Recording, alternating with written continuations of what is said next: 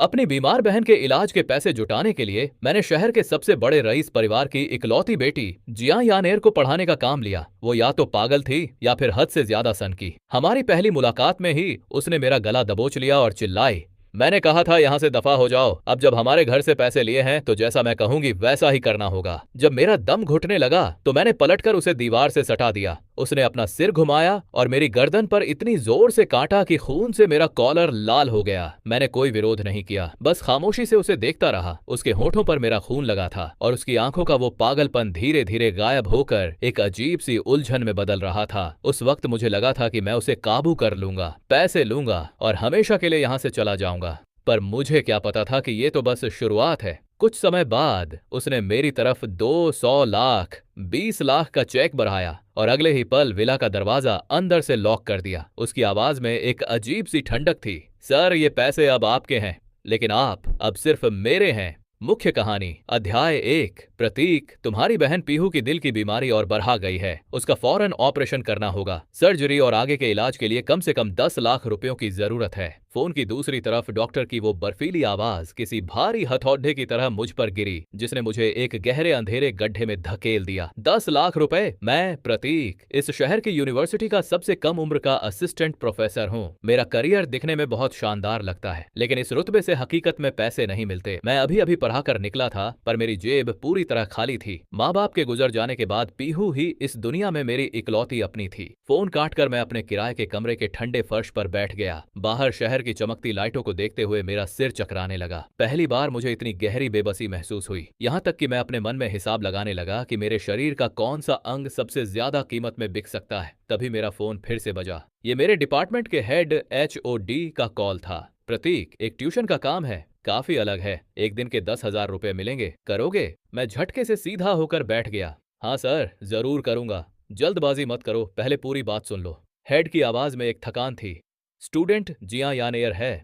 जिया यानेर का नाम सुनते ही मेरा दिल बैठ गया। वो इस शहर के सबसे अमीर जिया परिवार की इकलौती वारिस थी और हमारी यूनिवर्सिटी का हर प्रोफेसर उसके नाम से ही कांपता था। वो एक ऐसी लड़डचकी थी जिसके बारे में बात करते ही सबको सिरदर्द होने लगता था। मेरे होश उड़ गए। दरअसल मैं इस दुनिया का असली निवासी नहीं था। मैं तो एक ट्रांसमिग्रेटर था जो इस कहानी की किताब के अंदर आ फंसा था, और मुझे अच्छे से पता था कि जिया यानेर कौन है। वो इस किताब की वो सन की और जुनूनी विलेन यंडरे हेरोइन थी, जिसकी कब्जे वाली भूख, पॉजेसिवनेस पूरी दुनिया को निगल सकती थी। मैं उसके करीब कभी नहीं जाना चाहता था। मैंने सुना था कि उसे बहुत ही गंभीर मानसिक बीमारी थी। उसने अपनी सनक से शहर के 3 नामी प्रोफेसर्स को इतना डरा दिया था कि उन्हें दिल का दौरा पड़ा और वे सीधे अस्पताल पहुंच गए। उसमें हिंसा कूट कूट कर भरी थी और वो अपनी जिंदगी के बुनियादी काम भी खुद नहीं कर पाती थी। मेरा मन हुआ कि मैं तुरंत मना कर दूं, लेकिन वो 10 लाख रुपए मेरे सामने एक पहाड़ की तरह खड़े थे। प्रतीक, तुम हमारे यहाँ के सबसे शांत और धैर्यवान प्रोफेसर हो। सिर्फ तुम ही उसे संभाल सकते हो। बस थोड़ा सब्र रखना। जिया यानेर को जिंदगी जीने के बुनियादी तौर तरीके भी नहीं आते। हेड ने एक ठंडी आह भरते हुए कहा। अपनी छोटी बहन की खातिर मेरे पास कोई और रास्ता नहीं था। मैंने गहरी सांस ली और कहा, ठीक है सर, मैं जाऊंगा। अगले दिन मैंने जिया परिवार के उस महल जैसे विला में कदम रखा। वहां मेरा स्वागत किसी इंसान ने नहीं, बल्कि एक डरावनी खामोशी ने किया। करोड़ों की कीमत वाला एक कीमती प्राचीन फूलदान, एंटीक वेस, जमीन पर टूटा पड़ा था, जिसके टुकड़े महंगे ईरानी कालीन में धंसे हुए थे। फटी हुई किताबों के पन्ने पूरे कमरे में बर्फ की तरह बिखरे हुए थे।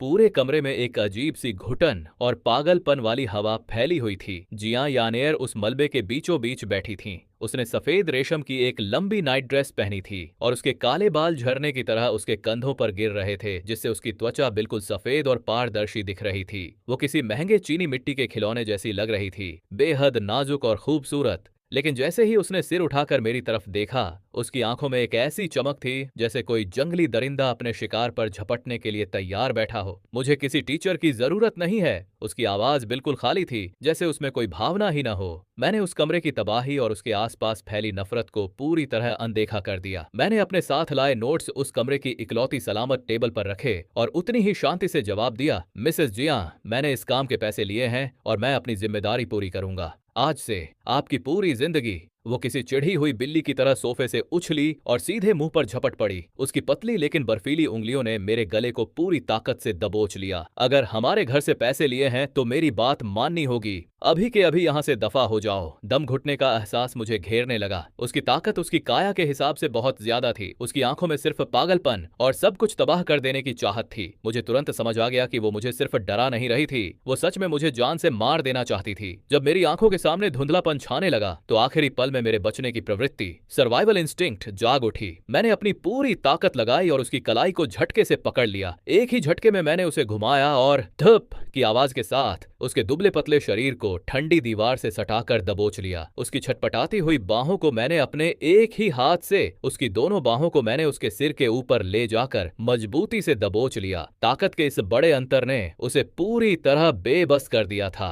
वो पागलों की तरह छटपटाई। उसकी आंखों में एक पल के लिए घबराहट दिखी, लेकिन अगले ही पल वो और भी गहरे जुनून में बदल गई। उसने अचानक अपना सिर घुमाया और अपना मुंह खोलकर मेरी गर्दन पर पूरी ताकत से काट लिया। एक तेज और तीखा दर्द मेरी नसों में दौड़ गया। गर्म खून मेरी हंसली कॉलर बोन से होता हुआ नीचे बहने लगा और मेरी सफेद शर्ट के कॉलर को लाल कर दिया। हैरानी की बात यह थी कि मेरा शांत रहना उसके किसी भी विरोध से ज्यादा चौंकाने वाला था। धीरे धीरे उसने अपनी पकड़ ढीली की और मुझे छोड़ दिया। उसके होठों पर मेरा खून लगा था, जो उसके पीले चेहरे पर दहकते अंगारे जैसा दिख रहा था। उसकी आंखों का वो पागलपन अब धीरे धीरे गायब हो रहा था और उसकी जगह एक अजीब सी उलझन और खामोशी ने ले ली थी। वो बस फटी आंखों से मुझे देखती रही, जैसे उसे समझ ही ना आ रहा हो कि इस शख्स को इतना गहरा जख्म देने के बाद भी इसने कोई प्रतिक्रिया, रिएक्शन क्यों नहीं दी। अगले दिन मैं अपनी गर्दन पर एक पट्टी, बैंडेज लगाकर उसके सामने खड़ा था। पट्टी लगाने के बावजूद मैं ठीक समय पर जिया परिवार के विला पहुंच गया। जिया यानेर सोफे के एक कोने में सिमट कर बैठी थीं, बिल्कुल किसी सहमी हुई बिल्ली की तरह। जैसे ही उसकी नजर मेरी गर्दन पर लगी, उस पट्टी पर पड़ी, उसने अपनी आंखें चुरा लीं और तुरंत दूसरी तरफ देखने लगी। मैंने उसकी इस हरकत पर कोई ध्यान नहीं दिया और सीधा उस बिखरे हुए लिविंग रूम के बीचों बीच जाकर खड़ा हो गया। आज का पहला सबक है कमरे को व्यवस्थित करना। मैं नीचे झुका और जमीन पर बिखरे हुए उन कागजों के टुकड़ों को एक एक करके उठाने लगा। फिर मैंने उन टूटे हुए फूलदानों और सजावटी चीजों के मलबे को कचरे के बैग में डालना शुरू किया। सफाई करते हुए मैंने बहुत ही शांत लहजे में कहा, एक व्यवस्थित वातावरण ही मन की शांति की शुरुआत होता है। वो बस ठंडी नजरों से मुझे देखती रही।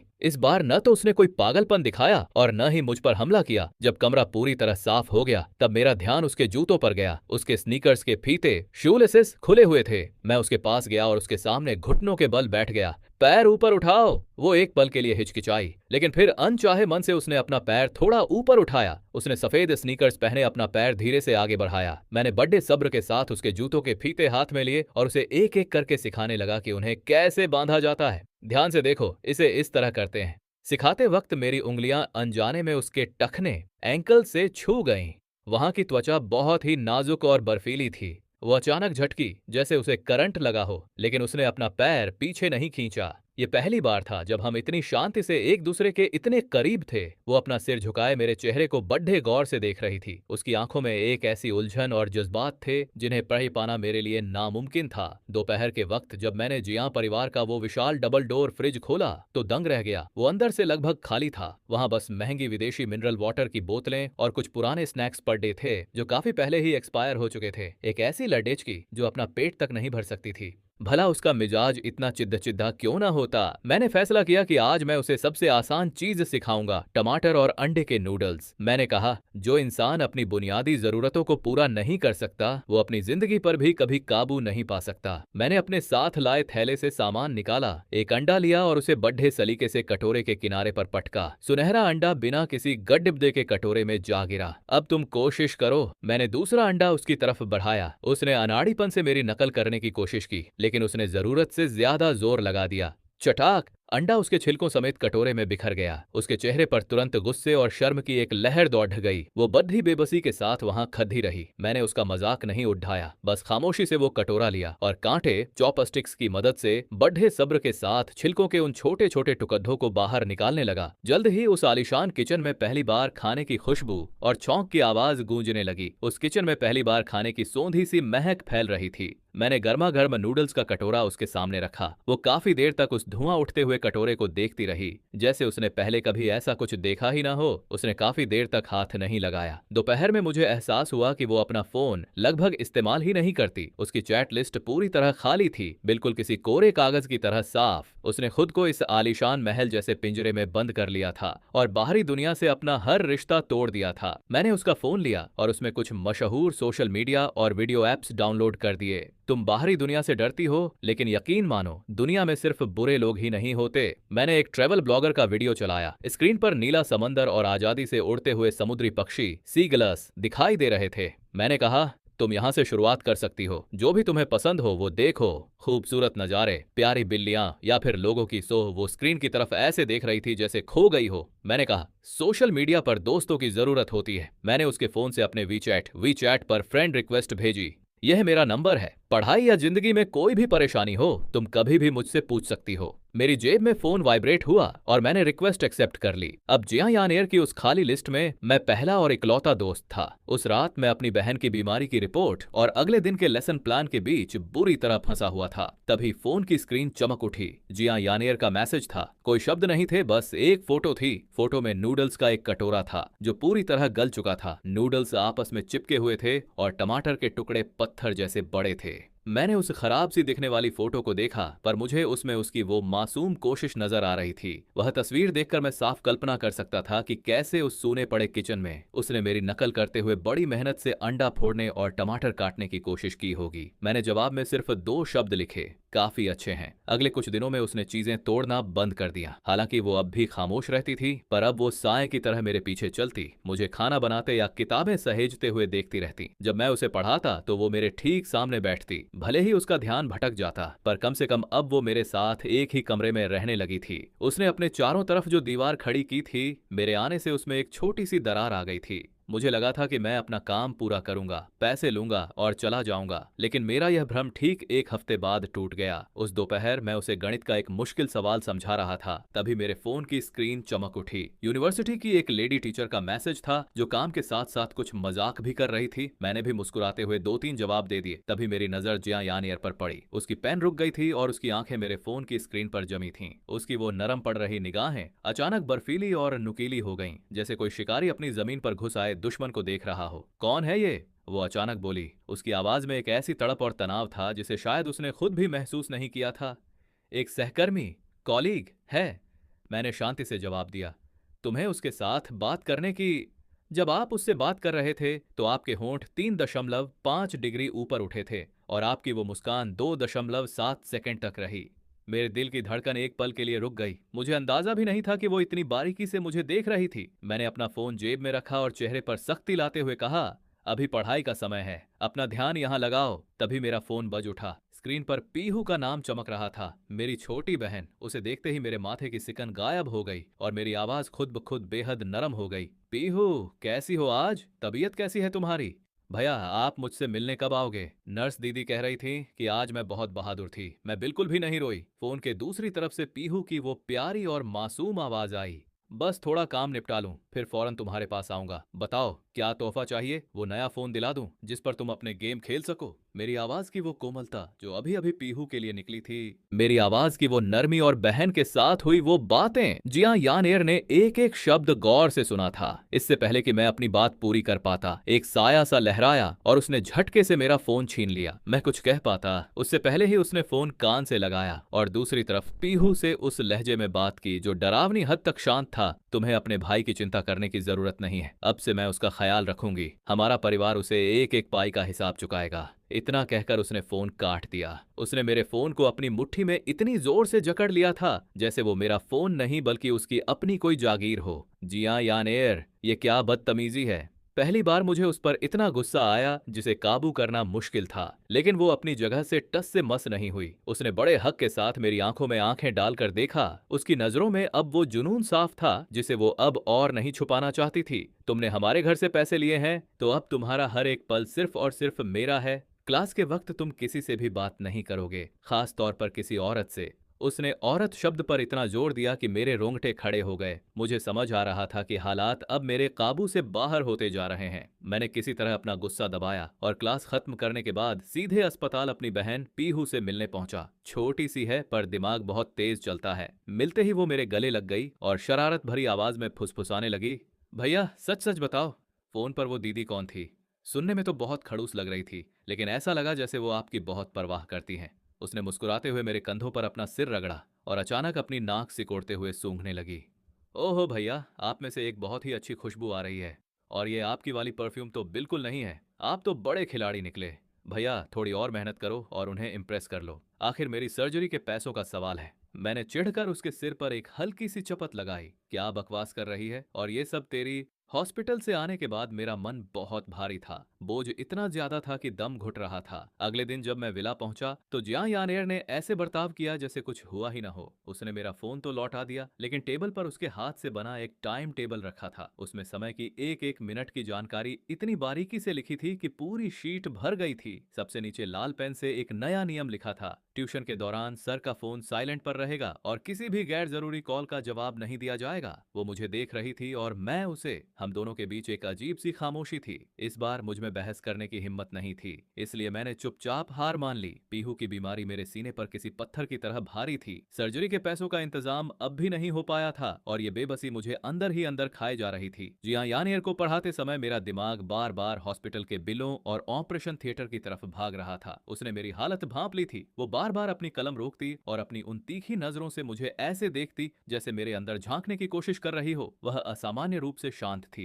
इतनी शांत कि मुझे घबराहट होने लगी। विला के अंदर का माहौल किसी तूफान के आने से पहले की खामोशी जैसा भारी और डरावना था। मैंने अपनी पूरी हिम्मत जुटाई और एक गलत रासायनिक समीकरण, केमिकल इक्वेशन को ठीक करने के लिए उसकी तरफ झुका। उसी पल मेरे कंधे से एक लंबे काले बाल का गुच्छा सरक कर सफेद टेस्ट पेपर पर गिर गया। वो सफेद कागज पर इतना साफ दिख रहा था कि उसे नजरअंदाज करना नामुमकिन था। वो बाल पीहू का था जो अस्पताल से निकलते वक्त मुझे गले लगाते समय मेरी शर्ट पर रह गया था। उसी पल मेरा दिल बैठ गया। मुझे लगा बस अब सब खत्म। जिया यानेर की निगाहें उस बाल पर जम गईं। उसने अपनी उंगली बढ़ाई और बहुत ही धीरे, लगभग सहलाते हुए उस बाल को उठाया जो मेरा नहीं था।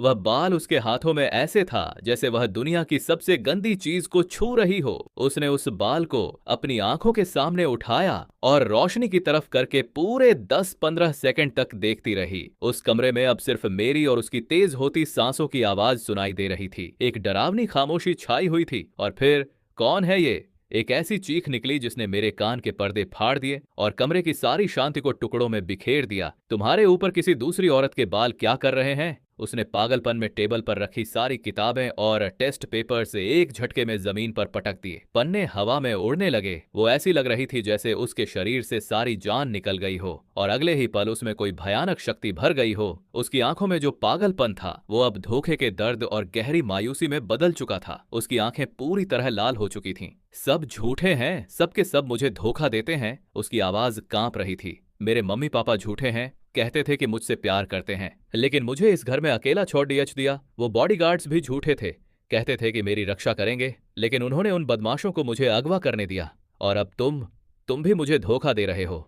तुमने कहा था कि तुम मुझे पराओगे, मेरा साथ दोगे, लेकिन तुम्हारी शर्त पर किसी और औरत की निशानी है। वो अब कोई खूंखार शिकारी नहीं लग रही थी, बल्कि वो एक ऐसी बच्ची लग रही थी जिसे पूरी दुनिया ने अकेला छोड़ दिया हो। उसने अपने घुटनों को अपनी बाहों में समेटा और वहीं फर्श पर बैठकर फूट फूट कर रोने लगी। उसका रोना इतना दर्दनाक था जैसे वो पिछले 10-15 सालों से दबाकर रखा हुआ अपना सारा। क्या तुम भी मुझे छोड़कर चले जाओगे?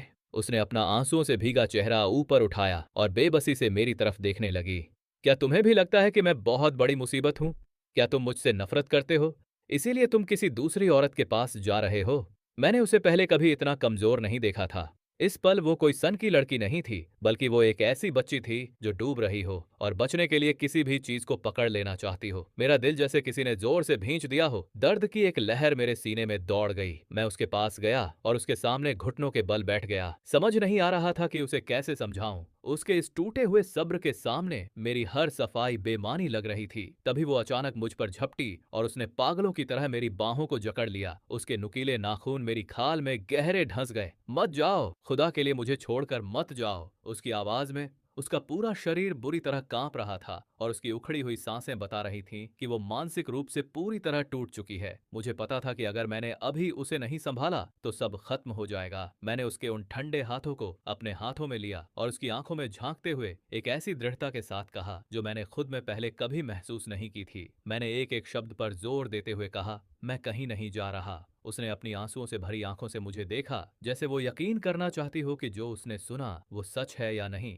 मैंने फिर से वही बात दोहराई, मैं नहीं जाऊंगा। उसे अब भी यकीन नहीं हो रहा था। उसने मेरा हाथ इतनी जोर से पकड़ ही रखा था जैसे मैं उस गहरे समंदर में उसके बचने का इकलौता सहारा हूं। आज की रात तुम्हें मेरे पास ही रुकना होगा, तुम कहीं नहीं जा सकते, उसने मेरी आंखों में देखते हुए कहा। उसकी आवाज में एक हुक्म भी था और एक बेबस मिन्नत भी। उस रात उसने मेरा हाथ खींचकर मुझे अपनी दुनिया के उस अंधेरे हिस्से में खींच लिया। उस रात मैं उसके कमरे में था। वो किसी बड्डे खिलौने की तरह मुझसे चिपक गई थी, जैसे उसे डर हो कि अगले ही पल मैं कहीं गायब न हो जाऊं। मुझे उसके शरीर की कंपी और वो गर्म आंसू महसूस हो रहे थे जो मेरी छाती को भिगो रहे थे।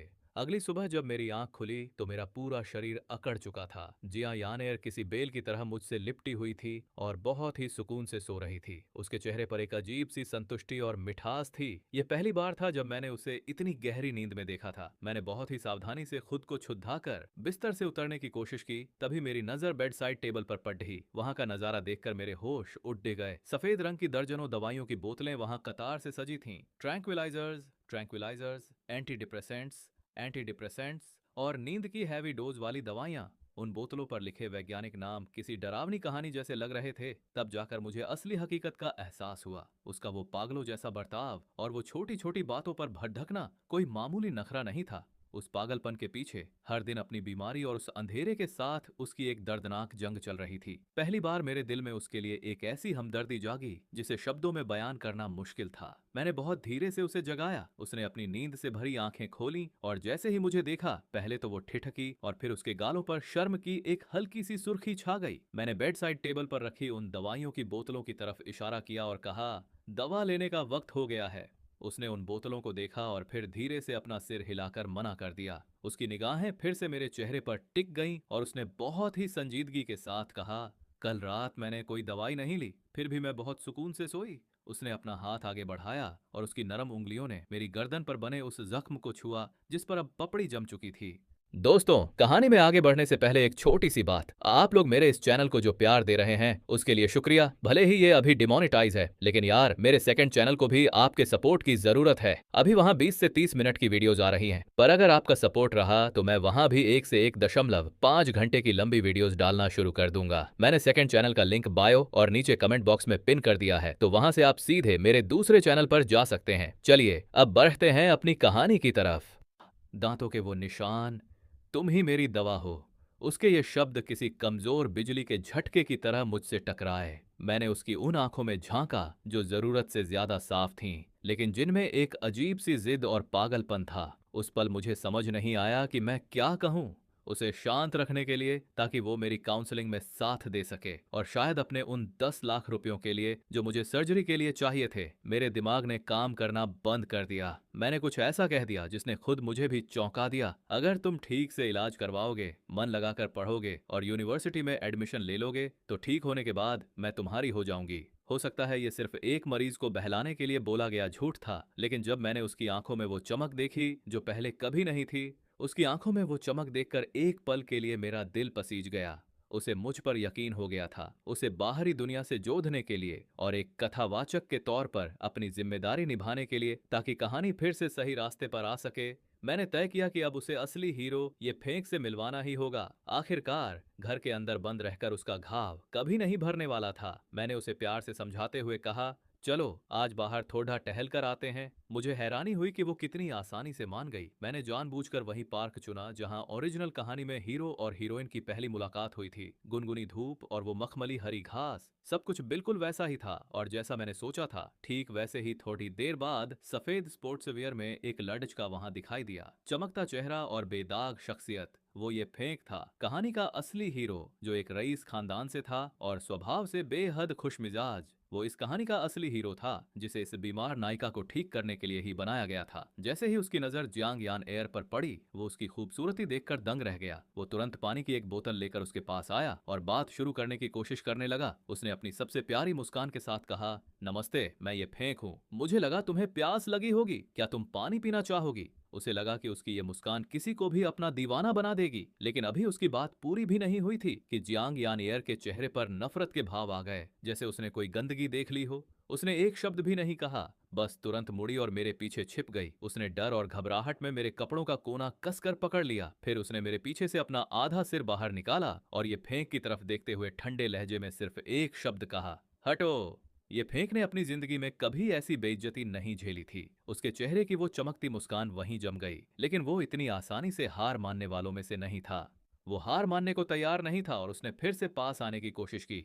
सुनो, मेरा यकीन करो, मेरा कोई गलत इरादा नहीं है। लेकिन जियांग यानेर की नजरें पत्थर की तरह ठंडी हो गईं। उसने बिना कुछ कहे अपना फोन निकाला और एक नंबर डायल किया। फोन उठते ही उसने बड़े ही शांत मगर डरावने लहजे में कहा, जोंगक सिंह पार्क में ये खानदान की एक मक्खी मंडरा रही है। मैं इसे दोबारा यहाँ नहीं देखना चाहती। अभी कुछ ही मिनट बीते थे कि न जाने कहां से काले सूट में कई बॉडीगार्ड्स वहां आ धमके। उन्होंने बड़े ही अदब लेकिन सख्ती के साथ उस हक्के बक्के खड़े ये फेंक को वहां से हटा दिया। मैंने अपनी आंखों से देखा कि कैसे कहानी का वो मुख्य हीरो किसी कूढ़े की तरह वहां से घसीट कर ले जाया गया। मेरे रोंगटे खड्डे हो गए। कहानी अपने रास्ते से इतनी भटक चुकी थी कि अब इसका अंजाम सोचना भी मुश्किल था। वापसी के रास्ते में जियांग यान एयर बिल्कुल खामोश थी, लेकिन मेरे कपड़ों पर उसकी पकड़ और भी मजबूत होती जा रही थी। उसकी उंगलियों के जोड़ दबाव की वजह से सफेद पड्डे जच चुके थे।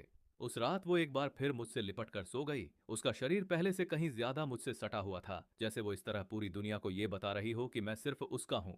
अंधेरे में खुली आंखों से मैं उसे महसूस कर रहा था, उसकी वो शांत सांसें और जिस्म की गर्माहट। पहली बार मेरे मन में एक सवाल कौंधा, क्या मैं वाकई उसे किसी और की तरफ धकेलना चाहता हूँ? ये फेंक वाली घटना के बाद जियांग यानेर मुझ पर और भी ज्यादा निर्भर हो गई थी। वीकेंड पर मैंने सोचा था कि अस्पताल जाकर अपनी बहन के साथ थोड़ा वक्त बिताऊंगा, लेकिन तभी उसका फोन आ गया। दूसरी तरफ से उसकी आवाज में एक ऐसी उदासी और शिकायत थी जिसे छिपाना मुश्किल था। क्या तुम आज नहीं आओगे? मैं कल जो काम दिया था वो करना भूल गई हूँ। मैंने एक बेबस आह भरी। मेरे पास विला विला जाने के अलावा कोई रास्ता नहीं था। जैसे ही मैंने कार चलाकर वहां पहुंचने के बाद दरवाजा खोला, उसने अपनी चमकती हुई आंखों से मेरा स्वागत किया। टेबल पर एक टेस्ट पेपर रखा था जिसमें उसने लगभग सारे जवाब सही लिखे थे। मैं तुरंत समझ गया कि उसे पढ़ाई से कोई मतलब नहीं था। वो तो बस किसी भी बहाने से मुझसे मिलना चाहती थी। उसकी इस नन्ही सी चालाकी को देखकर मुझे हंसी आ गई। मैंने सोचा आज इसे किताबी पढ़ाई नहीं बल्कि कुछ अलग सिखाते हैं। मैं मार्केट से एक छोटा सा बारबेक्यू स्टैंड और ढेर सारा खाने पीने का सामान ले आया। विला की बड़ी सी बालकनी में मैंने अपना सेटअप लगाया और उससे कहा, आज मैं तुम्हें लाइफ स्किल्स का दूसरा पाठ पढ़ाऊंगा और वो है खुद से सिका हुआ खाना बनाना। मैंने उसे सिखाया कि कैसे मांस और सब्जियों को सींक में पिरोते हैं, चटनी और मसाले कैसे तैयार करते हैं और आग को कैसे कंट्रोल करते हैं। वो बड़े ध्यान से सब सीख रही थी, लेकिन उसके हाथ अभी भी थोड़े अनादि थे। अचानक उसने चिकन विंग्स की एक सींक को जला दिया। इस चक्कर में उसके चेहरे और नाक पर कोयले की कालिख लग गई, जिससे वो बिल्कुल एक छोटी बिल्लो रानी बिल्ली जैसी दिखने लगी। वो अपने हाथ में पकड़ दी हुई उस जली हुई सींक को बड़े गौर से देखने लगी। अपनी उस जली हुई कुकिंग को देखकर उसने चिढ़ते हुए अपना मुंह फुला लिया। मुझसे रहा नहीं गया और मेरी हंसी छूट गई। वो पहले तो मुझे देखकर हैरान रह गई, फिर वो भी मेरे साथ खिलखिलाकर हंसने लगी। ये पहली बार था जब मैंने उसे इस तरह हंसते देखा था। ये कोई पागलपन वाली हंसी नहीं थी, बल्कि एक आम लड़की की तरह दिल से निकली हुई खुशी थी। आग की रोशनी उसके लाल पड़ चुके गालों पर चमक रही थी। उस पल मुझे लगा कि ये सन की हीरोइन असल में सिर्फ एक साधारण लड़की है जो अपनों का प्यार और साथ चाहती है। मैंने अपने हाथ से अच्छे से पकाया हुआ एक चिकन विंग उसकी तरफ बढ़ाया, पर उसने मना कर दिया और अपनी उंगली से मेरे होठों के किनारे की तरफ इशारा किया। यहाँ मुझे लगा वहां कुछ लगा होगा, तो मैंने पोंछने के लिए टिश्यू पेपर उठाना चाहा, पर तभी वो अचानक मेरे करीब आई और मुझे उसके जिस्म की गर्माहट और उसके होठों की नरमी महसूस हुई। मेरे होठों के किनारे पर उसकी वो कोमल छुअन। उसने अपनी जीभ से बहुत ही प्यार से वहां लगी चटनी को चाट लिया। मैं तो जैसे पत्थर का बन गया, अपनी जगह पर जम गया। पर वो तो किसी बाजी जीत लेने वाली बिल्ली की तरह अपनी आंखें मींच कर मुस्कुराने लगी। उसने अपने होठों पर जीभ फेरी और कहा, टीचर, आप इस बारबेक्यू से कहीं ज्यादा टेस्टी हो। ये सुनते ही मेरा चेहरा शर्म से लाल हो गया। उसी रात वो मुझे खींचकर अपने बर्थडे से होम थिएटर में ले गई। उसने एक बहुत पुरानी black and white romantic film लगा रखी थी। जब फिल्म में हीरो हीरोइन मूसलाधार बारिश के बीच एक दूसरे को चूमने लगे तो उसने अपना सिर मेरे कंधे पर रख दिया। उसने दबी आवाज में पूछा, टीचर, किस करने का एहसास कैसा होता है? मैंने अपना चेहरा सख्त बनाया और खुद को संभालते हुए कहा, चुपचाप फिल्म देखो। उसने बस धीरे से कुछ बुदबुदाया और फिर कुछ नहीं कहा, बस चुपके से अपना सिर मेरे और करीब ले आई। फिल्म का बाकी हिस्सा तो बस मैं बैठा रहा, पर मेरा दिमाग कहीं और ही था। मेरे कानों में बार बार उसकी वही एक बात गूंज रही थी। देर रात मुझे पढ़ाने का कुछ काम पूरा करना था, इसलिए मैं उसके स्टडी रूम में बैठकर कंप्यूटर पर काम करने लगा। उसने मुझे बिल्कुल परेशान नहीं किया, बस एक छोटा सा स्टूल खींचकर मेरे बगल में बैठ गई और हंस एंडरसन की कहानियों की किताब बड़े आराम से पढ़ने लगी। उस हल्की पीली रोशनी में हम दोनों अपने अपने काम में लगे थे, लेकिन फिर भी हमारे बीच एक अजीब सा सुकून और तालमेल महसूस हो रहा था। कभी कभी जब मैं काम से नजरें हटाकर ऊपर देखता तो मेरी आंखें सीधे उसकी आंखों से टकरा जाती। वो बड्ढी गहराई से मुझे ही निहार रही थी। अचानक उसने अपना फोन निकाला और रिकॉर्डिंग चालू कर दी। उसने फोन को अपने सीने से सटा लिया और अपनी उस तेज धड़कन को रिकॉर्ड करने लगी जो मेरे करीब होने की वजह से बार गई थी। धक धक धक धक। उसने उस रिकॉर्डिंग को एक नाम दिया, अकेलापन, और फिर वो बिस्तर पर लेटकर उसे बार बार सुनने लगी। जैसे जैसे बोर्ड एग्जाम्स के दिन पास आने लगे, उसने गजब की मेहनत और लगन दिखाई। उसने अपना सारा समय पढ़ाई में लगा दिया। वो बिल्कुल वैसे ही पढ़ती थी जैसे मैंने उसे प्लान बना कर दिया था, एकदम किसी मशीन की तरह जो कभी थकती नहीं। कभी कभी जब वो बहुत ज्यादा थक जाती तो उसका चार्ज होने का बस एक ही तरीका था, मेरे पास आकर चुपचाप बैठ जाना या फिर मेरा हाथ पकड़ डालकर बस मेरी गर्माहट को महसूस करना। उसे मेरे उस वादे पर पूरा भरोसा था, कॉलेज पहुंचते ही तुम मेरे हो जाओगे। उसने एक बार नहीं बल्कि कई बार मुझसे यह कहा। जब वो ये कहती तो उसकी आंखों में एक अलग ही जिद और सच्चाई होती थी। एग्जाम वाले दिन मैं उसके गार्जियन और टीचर के तौर पर परीक्षा केंद्र के बाहर उसका इंतजार कर रहा था। मैंने देखा कि वो बिल्कुल सादे कपड़ों में से सफेद टी शर्ट और जीन्स पहने, कंधे पर बैग लटकाए जब वो एग्जाम सेंटर के अंदर जा रही थी तो उसे देखकर मेरा दिल भर आया। एक तरफ मुझे इस बात की खुशी थी कि वो कितनी बदल गई है और कितनी समझदार हो गई है, लेकिन दूसरी तरफ मेरे दिमाग में एक अलग ही प्लान चल रहा था। मैं सोच रहा था कि जैसे ही मुझे पैसों की आखिरी किस्त मिलेगी मैं हमेशा के लिए गायब हो जाऊंगा। मुझे अपनी बहन का ऑपरेशन कराना था और फिर इस शहर को छोड़कर कहीं दूर चले जाना था। मैं चाहता था कि उसकी और मेरी जिंदगी दोनों फिर से पटरी पर लौट आएं। तभी एग्जाम खत्म होने की घंटी बजी। स्टूडेंट्स का हुजूम बाहर आने लगा। भीड़ के बीच से जियांग यानेर बाहर निकली। उसके चेहरे पर एक अलग ही सुकून और भरोसा था। वो भीड़ को चीरती हुई सीधे मेरे पास आई और उसने मुझे कस कर गले लगा लिया। उसने मेरे कान में धीरे से कहा, टीचर, मैंने कर दिखाया। उसकी आवाज में एक अजीब सी खुशी थी। उसकी आवाज में एक हल्की सी कपकपाहट थी। मैंने उसकी पीठ थपथपाई और मन ही मन चैन की सांस ली। चलो, काम पूरा हुआ। अब पैसे लेकर यहाँ से निकलने का वक्त आ गया था। जियांग परिवार का काम वाकई बहुत तेज था। अभी एग्जाम का रिजल्ट आया भी नहीं था कि मेरे हाथ में 2 लाख 2 मिलियन का चेक थमा दिया गया। ये मेरी तय की गई रकम से दोगुना था। उन्होंने बहुत ही दिल से मेरा शुक्रिया अदा किया। उनका कहना था कि मैंने उनकी बेटी को उस गहरे अंधेरे से बाहर निकाला है। मैंने वो कीमती चेक लिया और उनके सामने इस्तीफे की बात रख दी। मुझे लगा कि अब सब कुछ ठीक हो जाएगा, मैं ये पैसे लेकर अपनी बहन की जान बचाने जा पाऊंगा। लेकिन जियांग यानेर अड्डीएच गई कि जाने से पहले मैं उसके साथ आखिरी बार खाना खाऊं। डिनर टेबल पर वो बिल्कुल बदली हुई लग रही थी। न तो वो मुझसे चिपक रही थी और न ही उसने पहले जैसी कोई जिद दिखाई। उसने कोई जिद नहीं की, बस शांति से खाना खाती रही। यहां तक कि उसने मेरी तरफ देखकर एक हल्की मुस्कान भी दी और कहा, टीचर, इन कुछ महीनों में मेरा साथ देने के लिए शुक्रिया। अब मैं अपनी जिंदगी अच्छे से गुजारूंगी। मेरे मन में थोड़ी बेचैनी तो थी, पर मुझे लगा कि ये उसके ठीक होने की निशानी है। मुझे लगा अब वो खुद को संभालना सीख गई है और ये सोचकर मैंने राहत की सांस ली। खाने के बाद जब मैंने जाने की इजाजत मांगी तो उसने मेरा हाथ पकड़ डीएच लिया। उसने बड़े मासूम और प्यारे अंदाज में कहा, टीचर, जाने से पहले एक बार मेरा कमरा तो देख लीजिए। आप पहले कभी वहां नहीं गए ना। वो मुझे हाथ पकड़ देकर दूसरी मंजिल पर ले गई। वो किसी छोटे बच्चे की तरह खुश दिख रही थी। कमरे में पहुंचते ही उसने एक एक चीज दिखानी शुरू की। टीचर, देखिए, ये वही स्टडी टेबल है जो आपको पसंद है। मैंने इसे खास आपके लिए बदलवाया है। और ये सोफा देखिए, इस पर बैठने से आपको बहुत आराम मिलेगा। यहाँ तक कि अलमारी में मैंने आपके लिए ढेर सारे कपड़े भी रखे हैं, बिल्कुल आपकी फिटिंग के। वो बोली, यहाँ की हर एक चीज सिर्फ आपके लिए है। फिर वो मुद्दी और मेरी आंखों में आंखें डालकर देखने लगी। उसकी आंखें इस वक्त अजीब तरह से चमक रही थीं। उसने कहा, टीचर, आप रोज यहाँ आते थे, मुझे पढ़ाते थे, मुझे अकेले जीना सिखाते थे।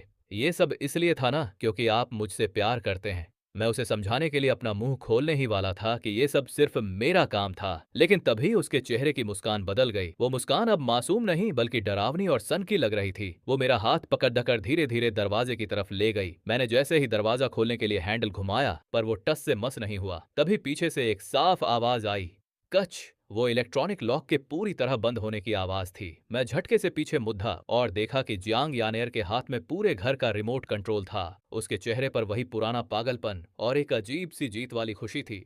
उसकी वो मुस्कान मेरे रोंगटे खड़े हो गए। उसने बड़े प्यार से कहा, टीचर अब कहीं मत जाइए, मैं ताउम्र आपका ख्याल रखूंगी, ठीक है? मैं कैद हो चुका था। जियांग परिवार का सिक्योरिटी सिस्टम दुनिया में सबसे बेहतरीन था। खिड़कियों पर बुलेट प्रूफ कांच और सारे दरवाजे कंप्यूटर से कंट्रोल होते थे। मेरे लिए वहां से निकलना नामुमकिन था। मैंने गुस्से में चिल्लाकर कहा, जियांग यानेर, मुझे बाहर जाने दो। तुम जो कर रही हो वो कानूनन जुर्म है।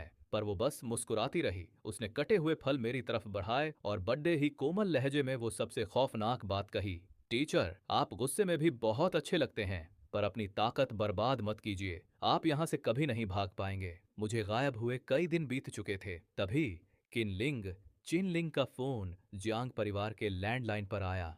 जियांग यानेर ने मेरे सामने ही लैंडलाइन का लाउडस्पीकर ऑन कर दिया। दूसरी तरफ से मेरी बहन किनलिंग की घबराई हुई आवाज आई, हेलो, नमस्ते, मुझे अपने भाई किनमो चिनमो से बात करनी है। जियांग यानेर ने फोन उठाया और जीतने वाले अंदाज में धीरे से कहा, तुम्हारे भाई, वो अभी मुझे एक बहुत जरूरी और गहरी ट्यूशन दे रहे हैं, इसलिए फिलहाल वो घर नहीं आ पाएंगे।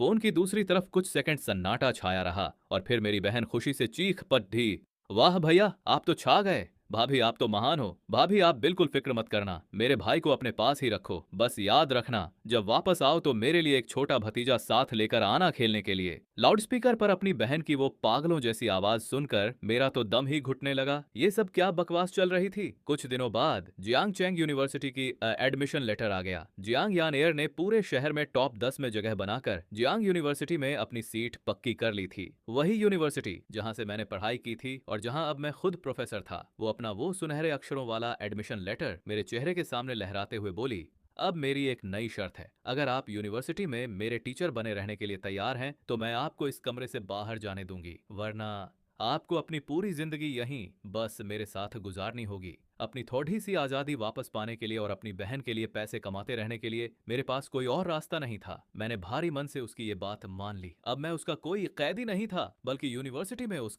अब मैं उसका पर्सनल टीचर बन चुका था। कॉलेज के पहले दिन जियांग यान एयर को नए स्टूडेंट्स की तरफ से स्पीच देने के लिए स्टेज पर बुलाया गया। वो जितनी सुंदर थी उतनी ही काबिल भी। उसके चेहरे पर एक अजीब सी गंभीरता और राजसी ठाठ था, जिसने पल भर में पूरे कॉलेज का ध्यान अपनी तरफ खींच लिया। लेकिन जैसे ही उसकी स्पीच खत्म हुई, उसने झुककर सबको नमस्ते किया और फिर सिर उठाया। उसकी नजरें पूरे हॉल को पार करती हुई सीधे प्रोफेसरों वाली सीट पर आकर मुझ पर टिक गईं। उसने मेरी तरफ देखकर एक ऐसी मुस्कान दी जिसे सिर्फ मैं समझ सकता था। उस मुस्कान में एक अजीब सा जुनून और कब्जा करने वाला एहसास था। पूरे हॉल में फुसफुसाहट शुरू हो गई। हर कोई अंदाजा लगा रहा था कि वो आखिर किसे देख रही है, पर मेरी तो जैसे जान ही निकल गई। मुझे ऐसा लगा जैसे मेरी पीठ पर किसी ने ठंडी तलवार रख दी हो। मुझे अंदाजा नहीं था कि कॉलेज में मुझ जैसे जवान प्रोफेसर को लड़कियां इतना पसंद करती हैं। क्लास खत्म होने के बाद अक्सर कुछ लड़कियां तो इतनी हिम्मत वाली थीं कि मेरे नोट्स के बीच में गुपचुप तरीके से अपनी लव लेटर डाल देती थीं। ये सब कुछ जियांग यानियर की नजरों के सामने हो रहा था, जो हमेशा पहली बेंच के बिल्कुल बीच में बैठती थी। उसके चेहरे पर कोई भाव नहीं था, लेकिन वो अपनी कलम पेन को इतनी जोर से पकड़ एच रही थी कि उसकी उंगलियां सफेद पड्डी एच गई थीं। पर इससे भी ज्यादा खतरनाक बात ये थी कि जियांग यान एयर की रूममेट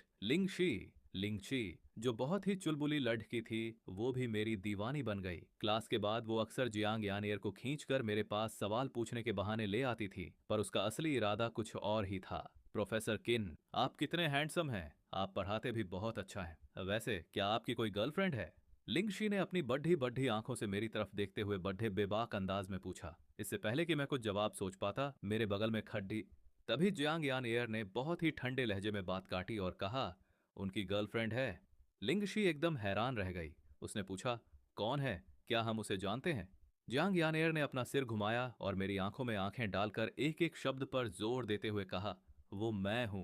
उसी रात जियांग यानेर ने मुझे मेरे ही ऑफिस में घेर लिया। उसने अंदर से दरवाजा बंद किया और धीरे धीरे मेरी तरफ बढ़ने लगी। उसकी आंखों में दबा हुआ गुस्सा और एक गहरी उदासी साफ दिख रही थी। उसने कहा, टीचर, आप बिल्कुल भी सीधे नहीं हैं। आखिर इतनी सारी लड़कियां आपको क्यों पसंद करती हैं? यहाँ तक कि मेरी रूममेट भी आपकी दीवानी हो रही है। उसने मुझे दीवार के कोने में धकेल दिया और अपने दोनों हाथों से मुझे घेर लिया, जैसे मुझे कैद कर रही हो। उसने फुसफुसाते हुए कहा, आप सिर्फ मेरे टीचर हैं और सिर्फ मेरे ही रहेंगे। एक बार फिर मैं उसके उस पागलपन के जाल में उसके बॉडीगार्ड्स ने मुझे किडनैप किया और वापस उसी विला में ले आए। इस बार उसकी आंखों में जो पागलपन था वो पहले से कहीं ज्यादा गहरा था। उसने मेरा फोन छीन लिया और कमरे के सारे इंटरनेट कनेक्शन काट दिए। मेरा बाहरी दुनिया से हर नाता टूट चुका था। वो बिस्तर के किनारे बैठी और बहुत ही प्यार से मेरे चेहरे को सहलाने लगी, जैसे वो किसी बहुत कीमती मूर्ति को निहार रही हो। उसने धीमी आवाज में कहा, यूनिवर्सिटी बहुत खतरनाक जगह है। वहां हर तरफ ऐसे लोग हैं जो आपको मुझसे छीनना चाहते हैं। इंसान यहाँ यहाँ सबसे सुरक्षित है जहां सिर्फ हम दोनों हैं। मैंने अपनी आंखें मूंद लीं और हार मान ली। वो पागलों की तरह मुझसे सवाल करने लगी। उसकी उंगलियां मेरी भौहों, नाक और होठों पर रेंग रही थीं। आखिर वो सब तुम्हें पसंद क्यों करते हैं? क्या इसलिए कि तुम दिखने में इतने अच्छे हो, या इसलिए कि तुम्हारी आवाज इतनी सुरीली है? उसने फुसफुसाते हुए कहा, तुम सिर्फ मेरे हो। तुम्हारा हुनर, तुम्हारा ये चेहरा, तुम्हारी हर एक चीज पर सिर्फ मेरा हक है। कोई और इसे नहीं देख सकता। मुझे ऐसा महसूस हो रहा था जैसे मैं मकड़ी के जाल में फंसी कोई तितली हूं। मैं जितना बाहर निकलने की कोशिश कर रहा था, वो जाल मुझे उतना ही कसता जा रहा था। रात जब गहरा गई तो उसने मेरे कान के पास आकर बड़े ही मासूम मगर नशीले अंदाज में कहा, उसने बहुत ही धीमी आवाज में कहा, टीचर, आपने मुझे मैथ के सवाल सिखाए, केमिस्ट्री सिखाई और जीना भी सिखाया, लेकिन एक चीज अभी भी रह गई है जो मैंने नहीं सीखी। मेरे मन में खतरे की घंटियां बजने लगीं। मुझे एक बहुत ही बुरा एहसास होने लगा।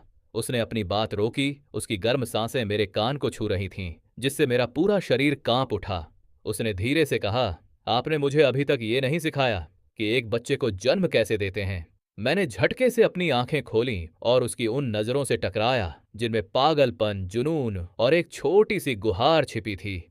उस पल मेरे बचने के सारे रास्ते बंद हो गए। मुकाबला करना बेकार था और शायद मेरे दिल के किसी कोने में मैं भी इस लड़की के लिए जगह बना चुका था। वो लड़की जो पूरी दुनिया में सिर्फ और सिर्फ मुझ पर निर्भर थी। उस रात मैं उसका सिर्फ टीचर नहीं रहा, बल्कि उसका अपना बन गया। उसने बहुत ही नादान मगर दीवानों की तरह अपना हक जताया। अगली सुबह जब मेरी आंखें खुलीं तो पूरा कमरा बिखरा हुआ था और मेरा बदन दर्द से टूट रहा था। जियांग यानेर किसी संतुष्ट बिल्ली की तरह मेरे सीने से लगकर सुकून की नींद सो रही थी। साइड टेबल पर एक इस्तीफा, रेजिग्नेशन लेटर और एक कीमती सोने का पेन सलीके से रखा हुआ था। उसने मेरी नींद भरी आंखों को चूमते हुए बड़े ही प्यार से कहा, टीचर, अब वो नौकरी छोड़ न दीजिए। अब से आप बस घर पर रहेंगे और सिर्फ मुझे पढ़ाएंगे। मैंने कांपते हाथों से पेन उठाया और साइन करने वाली जगह पर अपना नाम लिख दिया, किन मो। उस पल मैंने यूनिवर्सिटी की उस दुनिया को हमेशा के लिए अलविदा कह दिया और जियांग यानेर का असली अब मैं उसका पर्सनल टीचर बन चुका था। मैं उसकी हिफाजत में भी था और उसकी कैद में भी। कुछ ही समय बाद वो मुझे शादी का रजिस्ट्रेशन कराने ले गई। किसी को कानो कान खबर नहीं हुई, वहां सिर्फ हम दोनों थे। जब हमारे हाथ में वो लाल रंग का मैरिज सर्टिफिकेट आया तो वो किसी ऐसे बच्चे की तरह मुस्कुराई जिसे दुनिया की सारी खुशियां मिल गई हों। इसके बाद एक बहुत ही आलीशान और महंगी शादी हुई जिसने पूरे शहर में शोर मचा दिया। शादी के दौरान जब वो मुझे अंगूठी पहना रही थी तो उसने मेरे कान के पास आकर इतनी धीमी आवाज में कहा जिसे सिर्फ मैं सुन सकूं, किनमो, अब तुम्हें उम्र कैद की सजा सुनाई जाती है। तुम्हें पूरी जिंदगी मेरे पास ही कैद रहना होगा। न तुम इसके खिलाफ अपील कर सकते हो और न ही तुम्हें कभी रिहाई मिलेगी। कुछ साल बीत गए और अब किन लिंग, मेरी बहन का ऑपरेशन पूरी तरह सफल रहा और अब वो बिल्कुल ठीक थी। वो अब काफी बड़ी और खूबसूरत हो गई थी। कॉलेज की छुट्टियां होते ही वो खास मुझसे मिलने घर आई। जैसे ही उसने घर में कदम रखा वो दौड़कर आई और मुझसे लिपट गई। उसने चिल्लाकर कहा, भैया, मुझे आपकी बहुत याद आई। मैं मुस्कुराया और उसके रेशमी बालों को सहलाने लगा। वो बचपन की तरह ही मुझसे चिपकी हुई थी, लेकिन तभी मुझे महसूस हुआ कि ऊपर से कोई बहुत ही ठंडी नजरों से हमें घूर रहा है। मैंने ऊपर देखा तो जियांग यानेर रेशमी कपड़ों में सीढ़ियों के पास खड़ी थी। उसके चेहरे पर कोई भाव नहीं था, लेकिन उसकी आंखें एकदम बर्फीली हो गई थीं। उसे ऐसा लगा जैसे किसी ने उसके इलाके में घुसपैठ कर दी हो। इससे पहले कि मैं कुछ समझ पाता, वो तेजी से सीढ़ियों से नीचे उतरी। उसने सीधे हाथ बढ़ाकर किन लिंग को पीछे से गर्दन से पकड़ दा और बड़ी बेरहमी से उसे मुझसे अलग कर दिया। जियांग यानेर ने उसे इतनी जोर से झटका दिया कि बेचारी किन लिंग डर गई और 2 कदम पीछे जा गिरी। वो हक्की बक्की होकर तुतलाते हुए बोली, भाभी। जियांग यानेर ने अपने से छोटी किन लिंग को सिर से पैर तक बड़ी कड़वाहट भरी नजरों से देखा। फिर उसने अपनी तरफ उंगली दिखाई और बड़े ही सख्त लहजे में ऐलान किया, अब से मैं तुम्हारी भाभी हूँ और याद रखना, भाभी को यह बिल्कुल पसंद नहीं कि तुम अपने भाई के इतना करीब आओ। किन लिंग कुछ सेकंड के लिए तो सन्न रह गई, लेकिन अगले ही पल उसके चेहरे पर एक चापलूसी भरी मुस्कान आ गई। उसने बड़े ही मीठे अंदाज में चहकते हुए कहा, नमस्ते भाभी, आप कितनी सुंदर हैं। भैया के साथ आपकी जोड़ी एकदम परफेक्ट है। अब से मैं पक्का आपकी हर बात मानूंगी। मैं भैया से 3 मीटर नहीं 5 मीटर दूर रहूंगी। किन लिंग की इस समझदारी और तेज दिमाग ने जियांग यानेर के गुस्से को थोड़ा शांत कर दिया। उसने संतुष्टि के साथ सिर हिलाया और एक कदम आगे बढ़कर बड्ढे हक से मेरा हाथ थाम लिया। उसने मुझे अपनी तरफ खींचते हुए मेरी इकलौती बहन के सामने अपना सुप्रीम पावर दिखाते हुए ऐलान किया, हमारे घर में तुम्हारे भाई सिर्फ मेरे हैं, उनके सिर का एक बाल भी मेरा है। ये हमारे घर का पहला नियम है, समझी? किन लिंग ने पागलों की तरह अपना सिर हिलाया जैसे कोई छोटा बच्चा अपनी बात मनवा रहा हो। मैं बगल में खड़ा ये सब देख रहा था, बेबस भी था और मुझे हंसी भी आ रही थी।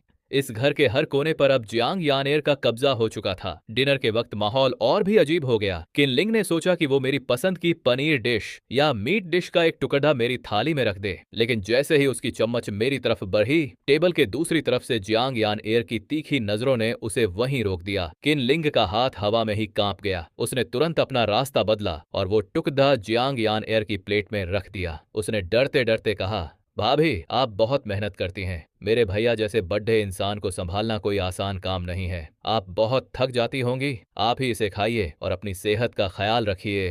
तब जाकर जियांग यानेर ने अपनी डरावनी नजरें वहां से हटाईं। उसने बड़े ही इत्मीनान से उस टुकड़े को उठाया। फिर उसने अपनी चम्मच हवा में लहराई और किन लिंग की फटी रह गई आंखों के सामने किन लिंग फटी आंखों से देखती रह गई और जियांग यानेर ने अपने हाथों से वो टुकड़ा मेरे मुंह के पास ला दिया। उसने बड़े प्यार से कहा, लो पतिदेव, खाओ। मैंने उस अजीब और घुटन भरे माहौल में अपना मुंह खोल दिया। उस पल मुझे मीठी घुटन का एहसास हो रहा था। कुछ साल और बीत गए और अब किन लिंग के बोर्ड एग्जाम्स का वक्त आ गया। जिस दिन रिजल्ट आया, वो खुशी से झूमती हुई हाथ में अपना जियांग यूनिवर्सिटी का एडमिशन लेटर लिए किसी तूफान की तरह हमारे घर में घुसी। उसने चिल्लाकर ऐलान किया, भैया, भाभी, मेरा भी जियांग यूनिवर्सिटी में एडमिशन हो गया है। अब मैं भी आपके कॉलेज में रहूंगी और रोज आपसे मिलने आया करूंगी। किन लिंग के चेहरे की वो मुस्कान पल भर में जम गई। जियांग यानेर ने पहले उत्साहित किन लिंग को देखा, फिर मेरी तरफ मुड़ी। उसकी आंखों में एक अजीब सा गहरा साया था। मेरा दिल जोर से धड़का। मुझे समझ आ गया कि कुछ बहुत गलत होने वाला है और वही हुआ। उस रात जियांग यानेर मेरी बाहों में सिमटी हुई थी। उसने बड़े ही मासूम अंदाज में, जैसे कोई मामूली बात हो, कहा, मोह, देखो ना, किन लिंग भी अब जियांग यूनिवर्सिटी में आ गई है। मुझे लगता है कि उसे कॉलेज में अकेले रहकर खुद को संभालना सीखना चाहिए, है ना? तो क्या आप फिर से अपनी नौकरी नहीं छोड़ दे सकते? आखिर आपने दोबारा पढ़ाना भी तो सिर्फ मेरे लिए शुरू किया था। जब वो ग्रेजुएशन पूरा कर लेगी तब आप वापस काम पर चले जाना। मैंने उसके कोमल गालों को हल्के से खींचते हुए मजाक में कहा, अगर मैं नौकरी छोड़ दे दूंगा तो तुम जैसी अमीर शहजादी का खर्चा कौन उठाएगा? उसने तुरंत बद्दे हक से जवाब दिया, मैं आपका ख्याल रखूंगी, मेरा सारा पैसा आपका ही तो है। उसने मेरी बाहों में और करीब आते हुए लाडी कडल करना शुरू किया और बोली, प्लीज मान जाइए ना, मैं नहीं चाहती कि कॉलेज में कोई और लेडी की आपको देखे और मैं ये भी नहीं चाहती कि आप अपनी। उसकी बातों का असली मतलब बाद वाले हिस्से में था। अगले दिन मैंने मौका पाकर किन लिंग को गार्डन में बुलाया और एक सीक्रेट मीटिंग की। मैंने बेबसी से अपने हाथ फैलाते हुए कहा, तुम्हारी भाभी चाहती हैं कि मैं फिर से नौकरी छोड़ दे दूं। किन लिंग ने तुरंत सब समझती हूँ वाला चेहरा बनाया और आवाज धीमी करके बोली, समझ गई भैया, भाभी की जलन और पजेसिवनेस, कोई बात नहीं, आप नौकरी छोड़ दे दीजिए, बिल्कुल छोड़ दे दीजिए। आप घर पर भाभी के साथ वक्त बिताइए और मेरे लिए एक छोटा भतीजा लाइए। बीवी बच्चों के आगे करियर की क्या औकात है? उसने अपनी छाती ठोक कर गारंटी दी, मैं वादा करती हूँ कि कॉलेज में कभी आपके पास नहीं आऊंगी। अगर हम टकरा भी गए तो मैं ऐसे एक्टिंग करूंगी जैसे आपको जानती ही नहीं, ठीक है? तो इस तरह किन लिंग के कॉलेज शुरू होने से पहले मुझे एक बार फिर इस्तीफा देना पड़ेगा। इस बार जियांग यानेर की जिंदगी में मेरी पहचान, अब मैं उसका पर्सनल प्रोफेसर नहीं बल्कि जियांग यानेर और हमारे आने वाले बच्चे का फुल टाइम होम ट्यूटर बन चुका था। जियांग यानेर इस बात से बेहद खुश थी। वो सारा दिन मेरे पास चिपकी रहती और हमारे भविष्य के टीचिंग प्लान्स बनाती रहती। एक रात वो बच्चों की परवरिश की एक किताब लेकर आई और बड़ी गंभीरता से मुझसे बोली, पतिदेव, किताब में लिखा है कि बच्चे की शिक्षा और संस्कार माँ के पेट से ही शुरू हो जाते हैं। मुझे लगता है कि हमें अब और इंतजार नहीं करना चाहिए। मैंने हैरानी से उसे देखा और पूछा, अभी से? पर अभी तो बच्चा है भी नहीं, तो शिक्षा कैसी? वो मेरे और करीब आई। उसका चेहरा शर्म से लाल था। उसने मेरे कान में बहुत ही धीमी और प्यारी आवाज में फुसफुसाते हुए कहा, शिक्षा का पहला सबक है कि बच्चे को दुनिया में कैसे लाया जाए, उसका अभ्यास करना। उसकी उस शर्मीली मगर मासूम जिद के आगे मैंने पूरी तरह से घुटने टेक दिए। उस मीठी और कभी न खत्म होने वाली उस सुनहरे पिंजरे में मैं कब इतना गहरा उतर गया मुझे पता ही नहीं चला। और सच तो ये है कि अब मुझे इस कैद से प्यार हो गया था। कुछ समय बाद खबर आई कि जियांग यानेर मां बनने वाली है। इस खबर ने पूरे जियांग परिवार को खुशियों से भर दिया। जियांग यानेर ने अब मुझ पर पहरा और भी सख्त कर दिया था। वो खुद अपने हाथों से मेरे लिए हेल्दी खाना बनाती। उसका तर्कबद्ध, अजीब मगर प्यारा था।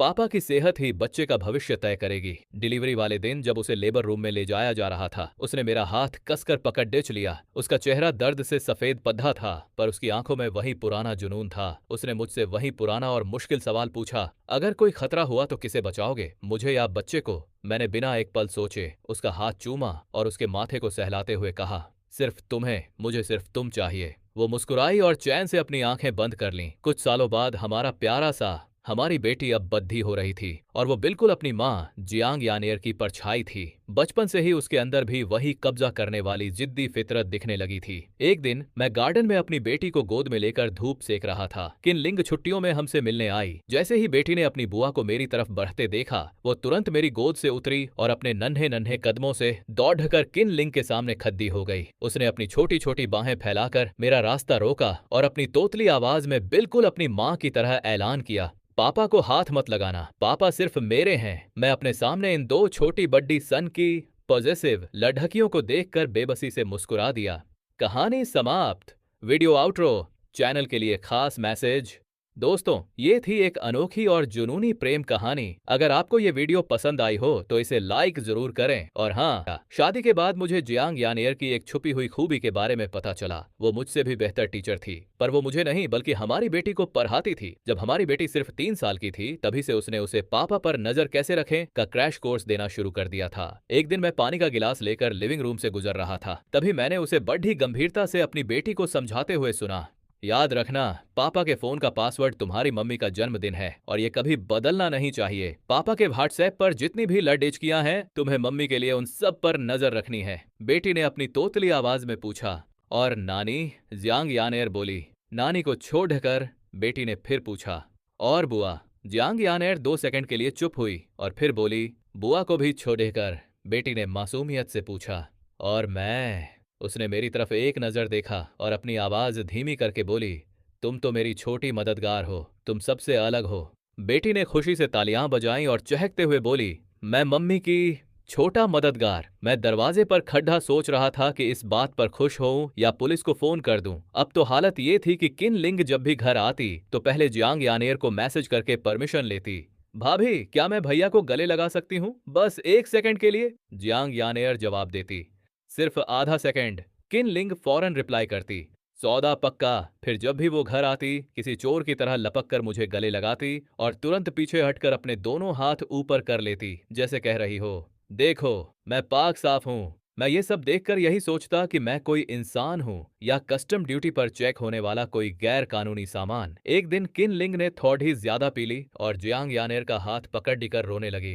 भाभी, आपको पता है भैया की पहले क्या हालत थी? रोज बस मैगी, इंस्टेंट नूडल्स खाकर गुजारा करते थे। दिवाली पर भी नए कपड़े नहीं खरीदते थे। जब से आपके साथ आए हैं, उनका वजन 5 किलो बढ़ गया है, नया चश्मा आ गया है और अब तो वो हीरो लगते हैं। उसने अपने आंसू पोंछे और अंगूठा दिखाकर थम्स अप बोली, भाभी आप तो हमारे घर की। किन लिंग की बात सुनकर जियांग यानेर ने मेरी तरफ देखा। उसकी आंखों में एक अजीब सा दर्द था, जैसे वो कह रही हो, बेचारे, पहले कितनी बुरी हालत थी तुम्हारी। मैंने अपना चेहरा दूसरी तरफ घुमा लिया, जैसे मैंने कुछ सुना ही ना हो। वो मेरे पास आई और मेरा हाथ बहुत जोर से पकड़ दे लिया। उसने कहा, अब से ऐसा कभी नहीं होगा। मैंने बस हूं में जवाब दिया, पर उसने मेरा हाथ छोड़ा नहीं। प्रेगनेंसी के दौरान जियांग यानेर का स्वभाव बहुत ही अजीब हो गया था। वो चिद्दा चिद्धी नहीं हुई थी, बल्कि हद से ज्यादा चिपकू हो गई थी। अगर मैं बाथरूम में 3 मिनट से ज्यादा रुक जाता तो वो बाहर से दरवाजा खटखटाने लगती। पतिदेव, आप ठीक तो हैं? मैंने कहा, मैं बिल्कुल ठीक हूँ। वो फिर पूछती, कहीं आप बेहोश तो नहीं हो गए? मैंने जवाब दिया, नहीं, मैं नहीं हुआ। वो जिद्द करती, तो एक बार दरवाजा खोलिए ना। मैंने जैसे ही दरवाजा खोला, वो सामने खड्डी थी और उसके हाथ में कटे हुए फलों की प्लेट थी। उसने मासूमियत से कहा, मुझे लगा कहीं आप अंदर गिर तो नहीं गए। मैंने उसे बड़ी गौर से देखा। मैंने उसके चेहरे के उन संजीदा भावों को देखा। एक लंबी सांस ली और उसके हाथ से फलों की प्लेट ले ली। रात को उसे नींद नहीं आ रही थी, तो वो जिद करने लगी कि मैं उसे कोई कहानी सुनाऊं। मैंने 5 मिनट तक उसे नन्हे खरगोश और मशरूम वाली कहानी सुनाई, पर उसने मुझे बीच में ही टोक दिया, ये अच्छी नहीं है, कोई दूसरी सुनाओ। मैंने पूछा, तो फिर क्या सुनना चाहती हो? उसने कहा, अपनी पुरानी बातें बताओ। जब मैं तुम्हारी जिंदगी में नहीं थी तब तुम क्या करते थे? मैंने थोड़ा सोचा और उसे अपने कॉलेज के दिनों के किस्से सुनाने लगा। कैसे मैं अपने रूममेट्स के साथ पूरी पूरी रात गेम खेलता था और एग्जाम से ठीक पहले कैसे पागलों की तरह पढ़ाई करता था। वो बड़े चाव से सब सुन रही थी। तभी अचानक उसने कहा, उस वक्त तुम मुझसे क्यों नहीं मिले? मैंने हंसते हुए कहा, उस वक्त तो तुम सिर्फ मिडिल स्कूल चाइल्डहुड में रही होगी। उसने तुरंत पलटकर कहा, तो क्या हुआ, तुम मुझसे तब भी मिल सकते थे। मैंने उसके बालों को सहलाया और कहा, अब शरारत छोड़ दो और सो जाओ। उसने अपनी आंखें बंद कर लीं और सोते सोते बुदबुदाई, अगर तुम मुझसे पहले मिल जाते, हाँ, तो मैं तुम्हें बहुत पहले ही अपना बना लेती। मुझे लगा था कि बच्चा होने के बाद उसका ध्यान थोड़ा बढ़ जाएगा और वो मुझ पर कम नजर रखेगी, पर मैं गलत था। अब मुझ पर नजर रखने वाली एक नहीं बल्कि दो आंखें और बढ़ गई थीं। एक दिन बेबी केयर टेकर नैनी बच्चे को लेकर पास से गुजरी। उस वक्त जियांग यानियर मेरी टाई टीआई ठीक कर रही थी। उसने मेरी टाई को एक खास एंगल पर सेट किया और मेरे सीने पर थपकी देते हुए संतुष्टि से मुस्कुराई। केयर टेकर ने बच्चे से हंसते हुए कहा, देखो मम्मी पापा में कितना प्यार है। जियांग यानेर ने बिना किसी भाव के उसे सुधारा, ये प्यार नहीं, ये निगरानी, सुपरविजन है। एक बार मैं काम के सिलसिले में शहर से बाहर गया था। रात को होटल से उसे वीडियो कॉल किया तो उसने मुझसे कहा कि फोन को पूरे कमरे में घुमाकर दिखाओ कि वहां कोई और तो नहीं है। पर्दे खींच दो। मैंने खींच दिए। साइड टेबल पर वो क्या रखा है? मैंने कहा, पानी की बोतल है। उसने तुरंत आदेश दिया, इसे खोलकर एक घूंट पियो। मैंने वैसा ही किया। तब उसने शांति से कहा, अब साबित हो गया कि ये बोतल तुमने ही खोली है और कोई दूसरा वहां नहीं है। मैं अपनी हंसी नहीं रोक पाया और पूछा, क्या तुम्हें डर है कि कोई मेरे पानी में जहर मिला देगा? उसने बड़े हक से जवाब दिया, नहीं, मुझे डर है कि कोई तुम्हें किडनैप करके ले जाएगा। मैंने कैमरे की तरफ देखकर मुस्कुराते हुए कहा, भला मुझे कौन किडनैप कर सकता है? तभी उसकी आवाज थोड़ी धीमी और गंभीर हो गई, बहुत से लोग कर सकते हैं। तुम दिखने में इतने अच्छे हो, इतने दयालु हो और तुम्हें किसी को ना कहना भी नहीं आता। मैंने उसकी उन नम आंखों को देखा और बड़े यकीन के साथ कहा, जियांग यानेर, मुझे कोई नहीं ले जा सकता, मैं सिर्फ तुम्हारा हूं। उसने कुछ नहीं कहा लेकिन उसके चेहरे पर एक जीत वाली मुस्कान आ गई। जब हमारी बेटी 2 साल की हुई तब एक दिन मैं उसे सुपरमार्केट ले गया। वो शॉपिंग कार्ट में बैठी चिप्स का पैकेट पकड़े हुए थी। अचानक उसने शेल्फ के पास खड़ी एक अजनबी औरत की तरफ इशारा किया और चिल्लाई, पापा, वो आंटी आपको देख रही हैं। मेरे पसीने छूट गए। मैंने फौरन उसका मुंह बंद किया और फुसफुसाया, चुप करो, कुछ भी मत बोलो। पर वो कहाँ मानने वाली थी। उसने मेरा हाथ झटक दिया और दोबारा चिल्लाई, सच में?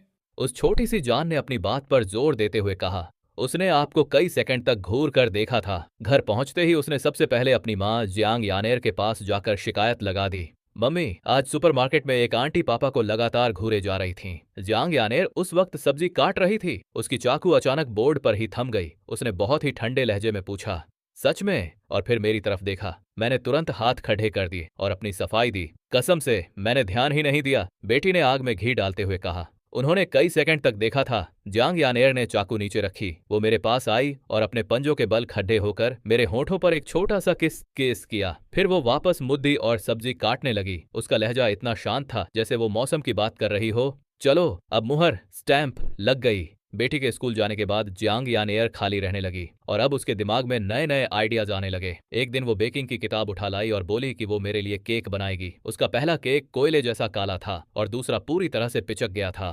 तीसरे केक में तो अंडे के छिलके तक निकले थे। मैं हर बार उसका बनाया हुआ पूरा केक खा जाता। वो हमेशा अपनी भौहें सिकोदगाच कर मुझसे पूछती, क्या ये वाकई अच्छा है? मैं कहता, हाँ, बहुत अच्छा है। वो शक भरी नजरों से देखती, सच में या झूठ? मैं यकीन दिलाता, बिल्कुल सच। उसे यकीन नहीं हुआ तो उसने खुद एक टुकद्दा चखा और तुरंत थूक दिया। तुम झूठ बोल रहे हो? मैंने मुस्कुराते हुए कहा, मैंने झूठ नहीं बोला। उसने पूछा, तो फिर तुम इसे खा कैसे लेते हो? मैंने जवाब दिया, क्योंकि ये तुमने बनाया है।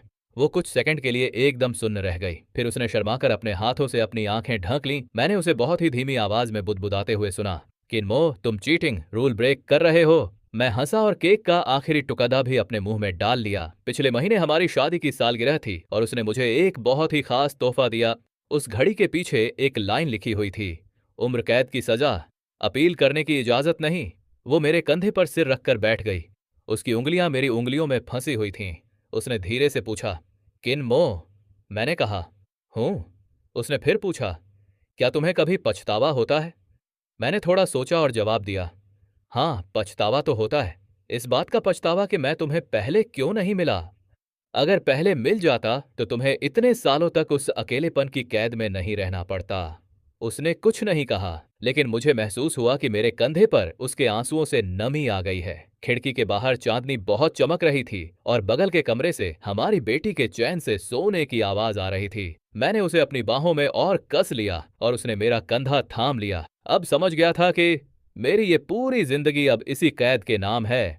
कहानी का अंत, द एंड।